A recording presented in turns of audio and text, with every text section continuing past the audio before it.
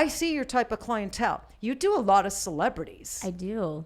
I know. You just did like LeBron James's wife. I love her. She's so sweet. She's so pretty Savannah too. is gorgeous. Yeah. Oh my gosh. So you have a huge clientele. A lot of them are celebrities, or maybe not celebrities, but they have big, massive Instagram accounts, like they're like a million influencers. Yeah, they're big influences. How for people watching that maybe are inspired by your clientele, maybe that's the type of clientele they'd like to get. Who was your first celebrity or influencer? I'm not sure if you know who this is, but Nikki Heaton. Have you ever singer? Maybe from there. Nikki Maduris. Okay. She's Love and Hip Hop. Okay. Miss NeeziieBabiie. How did you get? Did they find you? They found me, honestly, and from your Instagram account. From Instagram, but again, it was when I was all the followers were rolling in, and so many years ago. Do you know what the Shade Room is?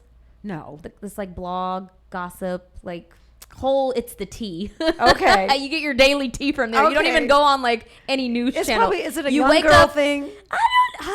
I'm a bit older than you. Not a lot. Let's just put that out there. Just check out the Shade Room a little bit later. The Shade Room. It's just that. I'm going to. The Shade Room. But it's when that blog site was like up and coming, and it was like there was never been an Instagram that spills the tea like the Shade Room about celebrities and just everything. And so I took advantage of, I messaged them and was like, how much do you charge to promote on your Instagram? They charged $75 way back when. Okay. And I gained like 40,000 followers from that advertisement. So that's how you grew your Instagram, or started growing your Instagram. Now, if I think you tried to go on there, they have like 50 million They got millions of followers now on there. And that's like everyone's source of information. Yeah. I think you tried to advertise with them now, it's like thousands and thousands of dollars. Well, because your Instagram is like on fire. You have what, 300 and over 350,000 followers. I feel like every brow artist has at least come across my page once. Yeah. Well, I think most people know who NeeziieBabiie is. I think so too. You have a presence. Yeah. You know that, right? We were talking about that.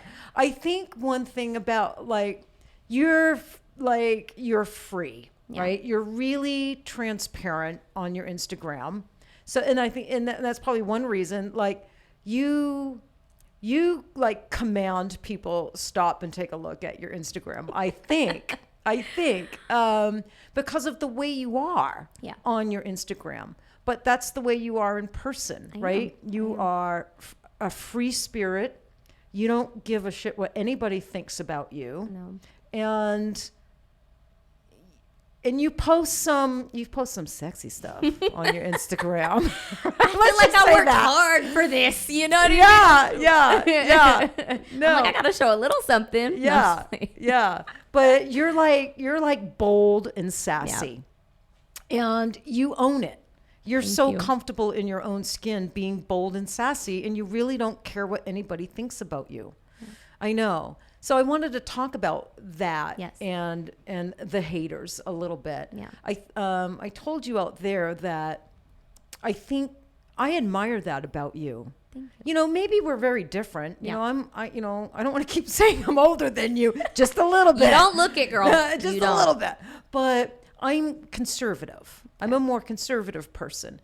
But I wish that I had the courage to be more free and to express myself maybe a little bit more the way I would like to. Yeah. And I'm always worried that, I'm going to make someone upset or someone's going to bash me. I worry too much what people think about me. And I think that comes from my childhood, getting picked on, getting bullied, things like that. After all that happened to me in childhood, you kind of seclude, right? And you become a loner. And I think that's how I got into art and stuff like that. But I think I carry that with me. So I'm always very careful and not too expressive and whatnot. And then I watch you just so free. And I think with freedom comes happiness, Yeah. joy. I don't know. I admire that. Thank I you. really, really do. So you must get, I know years ago, Yeah. you got some hate. You got some haters. Oh my gosh. Because of the way you posted. Especially in the beginning of my career. In the Oh, beginning of your career. Oh, I yeah. remember it. I can remember it being Probably half talked of it. about Yeah. on Facebook. Yeah. You know, I remember, can I talk about one Oh, picture yeah. you posted? Oh, okay. yeah. It was a picture, it was a booty picture because you got a booty. Yeah. You got a It's a booty. little something back there. You got a little something back there. But that's the trend now. That's the Yeah. thing. All the young girls Yeah. want a booty. Yeah. But it was a booty picture. It Yeah. was like a sexy booty picture. And you had some money. Uh-huh. And I think you might have had like a bottle of Crown Royal. It was Hennessy. Oh, is it you? So you even remember you remember that night. I know. So Exactly. I remember, and that picture caused a Wreaked ruckus. havoc. Oh, it God. caused a ruckus In the community. in the PMU industry. And I just remember finding it so entertaining. Like, right? It's like, I just did. It didn't offend me. Yeah. Nothing. I don't judge anybody. I think everybody that knows me knows that. I'm not judgmental. I don't want to be judged. Yeah. So I judge nobody. So I didn't find it offensive. I found it really entertaining, but it really like pissed a lot of people off. Like, how do they message you? Do you just hear it from others that people like are hating on it, or do they message you directly? I will say that no one has ever directly said anything to me. This either they're afraid because they know I'll probably pop off on them. Yeah. But no one's ever directly ever said anything to me. Oh my God, in the last 10 years, maybe like a couple fake pages, but from their like own real account, like said anything. No. So you but just it's always hear been it. like screenshots of like people that actually like support me. You know, they'll Right. be like, I seen this. Oh girl. And I made sure I said something in your defense, you Yeah, know, and yeah. which I appreciate, Yeah. you know, cause they know either it's like past students or people that have actually met me. Right. You know, they're like, how dare you say this about Neezie? Yeah. You know, so, but no one's ever said anything directly. You're lucky. You know, you're lucky because Yeah. some people that have, you know, big accounts, not as Yeah. big as yours, but some bigger accounts, and they're well known. I mean, they make one wrong step, and you know, I mean, they get direct messages. I mean, they get bashed, you know, publicly, and it's become a little bit dangerous. I don't know. So you're really, really lucky. I think it's because a lot of the accounts or artists out there that if they just say the wrong thing or because they're walking on such eggshells, I Yeah. feel like people hop right on that and want to tear them down. So you think people recognize? They know when someone treads a certain way. I feel like maybe if certain artists just always just never really gave a damn. So you think people know you'll pop off. So they're like, yeah, okay, they're I'm like, not let me going just not there. even say anything Yeah. to her. Yeah. You know, Yeah. and also I don't really, I don't involve myself. I never have in any of the drama that's kind of out there. So I think people kind of maybe respect that too. I just never have. I never felt the need to, on my social media, ever tear anybody down or even make a comment on maybe something that is going wrong, supposedly, you know. No, I don't either. That's not the way I roll. No. And I just think, I like weird people. Yeah. I Me like too. people that are different. I'm always for the underdog. Yeah, I me always too. root for the underdog, Right? And the I like people that different one. entertain me and that Yeah. are just different and fun to watch and all that stuff. So I don't really understand why maybe the way you are and some of the pictures, I don't understand how or why that affects somebody in a negative way. I don't know why even if it's not them. You know, I just have never been able to wrap my brain around that. Maybe because they feel like I'm not getting backlash for it.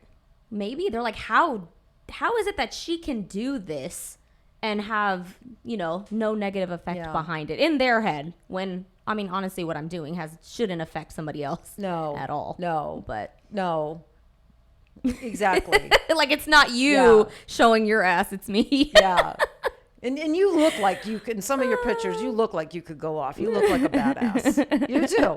But the minute you meet you, it's like, you're so not like, I think maybe some people have perception of you. Yeah. Right? Because you're a pretty girl, you got this exotic, pretty look, you're young, the way you express yourself. I think some people might probably think you're a diva or you're, a biatch, things like that. But the minute you meet you, it's like you've just got this warm, fun, bubbly energy. You're not that. Although you can be that if someone's going to give you some grief.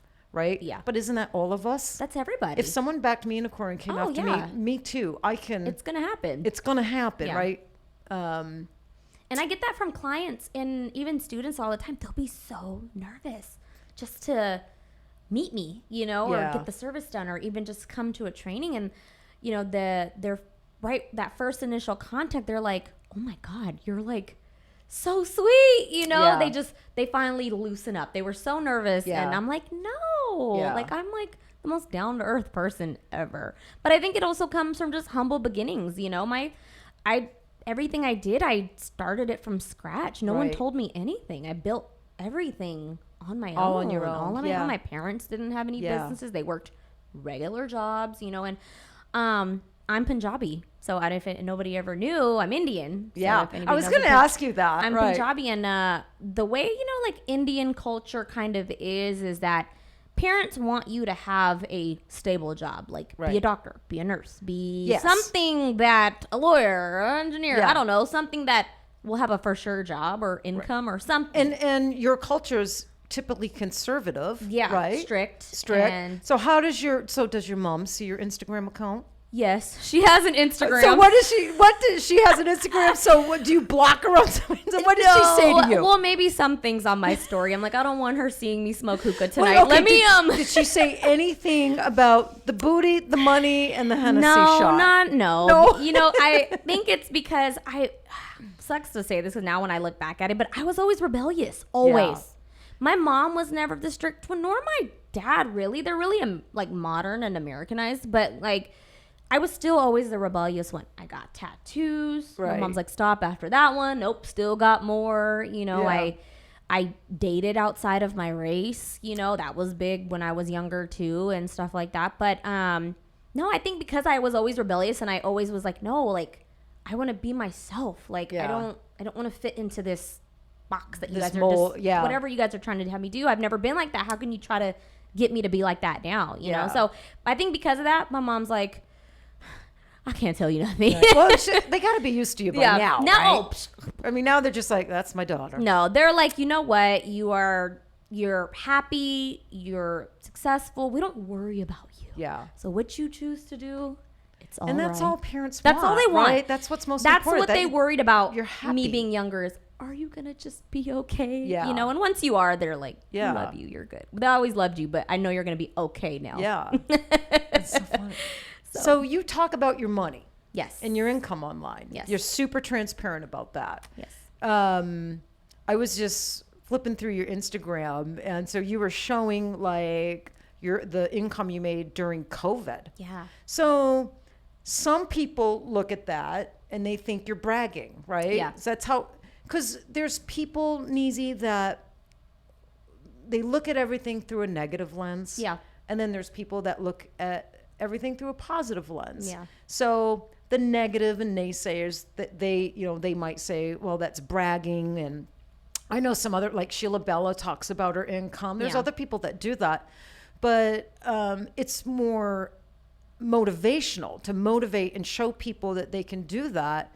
Is that, and I would assume that's the reason you do it. Is not, you're not bragging. No, it's for motivational purposes only. And I've always kind of done that because I want anybody that's even thinking about getting into the brow career, or even beauty in general, it doesn't have to just be brows, that you can make a lot of money. And I'm literally the spitting image of that. I started doing eyebrow threading at $5 or $6, a person. And now I charge $900 a client, for ombre powder. And it's like, you can make a lot of money if you actually put your mind to it and you really want to do it. Don't let anybody tell you that, oh, you want to do brows. That's not going to get you anywhere, but that's the only reason I post those things. I want people to see that if you were even hesitant on maybe taking a class or any of those reasons, do it, because you never really know what you're capable of until you actually try. Right. So. And there's a lot of people out there that have been told, you know, maybe they're not going to be successful. Yeah. You can't do that. Not all parents and not all families are supportive, right? Yeah. Not everybody. Like, I was lucky to be around supportive people. When I started doing this 22 years ago, my dad didn't really understand it. Yeah. He wasn't negative. Yeah. You know, he flew right out and he bought me my little red toolbox I still use today. I think I've seen you post that before. I have. It means a lot to me because I knew he didn't understand what I was getting into. And but whatever it was, he was like, I'm going to support you. Look, I tormented my dad, right? We grew up in Maine. Yeah. His only daughter, you know, I got 2 younger brothers, but, you know, so I blasted him with that I'm a lesbian. Then I blasted him with I'm moving to Vegas, Dad. Oh my God. Well, first I blasted him when I was like straight, you know, dating a black boy, Dad. Yeah. Yeah, it was great. Exactly. Yeah. But he was so cool. Yeah. It was so good. And then we ended up being really great friends. But then I figured out I like girls. Yeah. And he took that great. And then I'm moving to Vegas with my new girl. He took it great, but he worried. Yeah.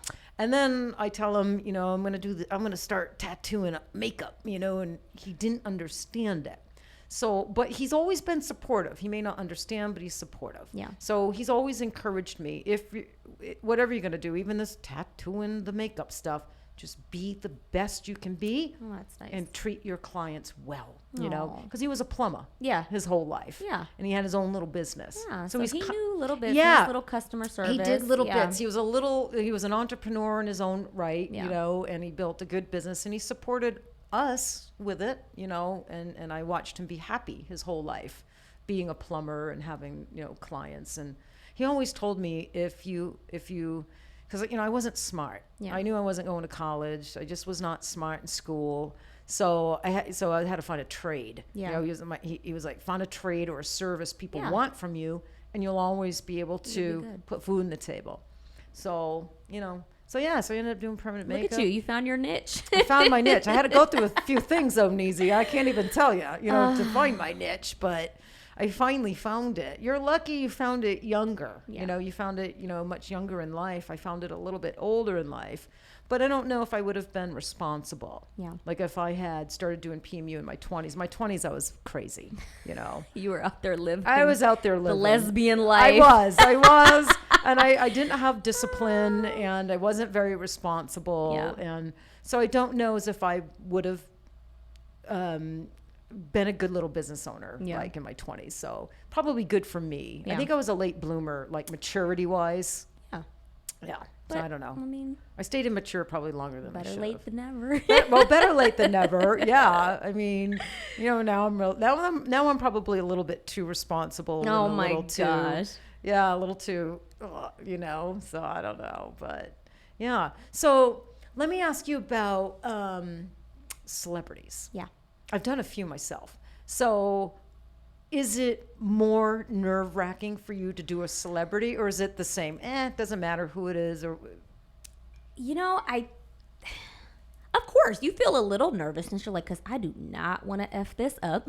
Right. At all. Right. So you take even more time. So I make sure I don't have anybody else. I'm not double booking, or it's just that person. That's all I'm dealing with. But I think once I just get started, I kind of go into my zone, because if I don't, then I might mess something up. So no, once I get that initial consult and we're just talking and everything, and I start to that mapping, everything goes just okay. It's just another client. Just and another client. All been like nice and personable. Oh my God, yes. You haven't had any like. You would think that a celebrity client is going to be like a diva. Yeah, or a little... like diva, or just be like, I hate this, or I need this, or this, or no. They're all really easygoing at the end of the day. I've never had any issues. Yeah. Mm-mm. Oh, that's good. No. Me neither. Mm-mm. So, yeah, that's good. I think they respect the work, too. That's the reason they wanted to come get the service done at the end of the day. Well, and more celebrities now are doing it. Like, permanent makeup is way more mainstream now than it ever has been. Life so much easier. Yeah. Like, they have, you know, they're in front of the camera all the time or whatever. Photo shoots, pictures, at least they're makeup artists, you know, the brows will look the same every single time. They're just following what you did. I would think like actresses don't really get the tattooing because sometimes they have to look sick or they have to look old. They have to change if they their have something appearance. that permanent. Yeah, they couldn't do it. But I see the singers and like influencers and some people makeup artists. Makeup artists getting it done. Yeah.